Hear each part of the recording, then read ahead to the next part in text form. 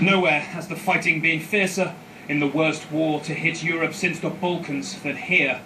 Donetsk, once proud Sergei Prokofiev International Airport.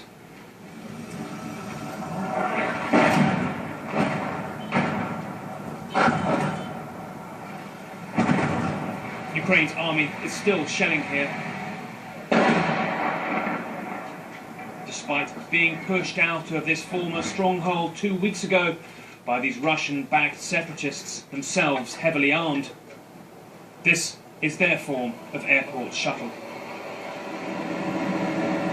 We're moving now in an armoured car towards the new terminal of the airport, territory which the separatists have taken but is still regularly under fire from the Ukrainian military. We pull into the airport long-term underground parking. We've just seen that occasionally shells are still landing here.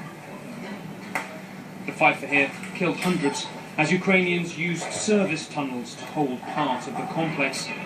The men claim these bodies were left in the Ukrainian retreat. The last call for passengers on this walkway passed months ago. These pictures from 3 years ago showing how it used to sparkle. Hard to imagine how just 6 months ago we were here flying out of Donetsk at this that was then a state-of-the-art international terminal. Just look at the destruction and how this symbolises how far eastern Ukraine has fallen. Mortars often fall here, so we move fast.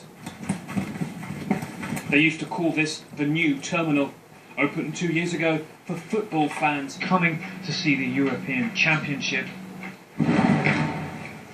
But that newfound European optimism has evaporated.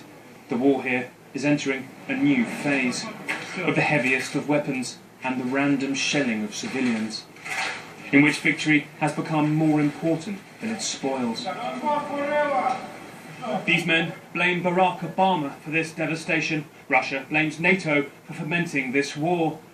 NATO says nonsense and that many of these fighters are actually Russian regular army. Blame, hatred and charred remains everywhere.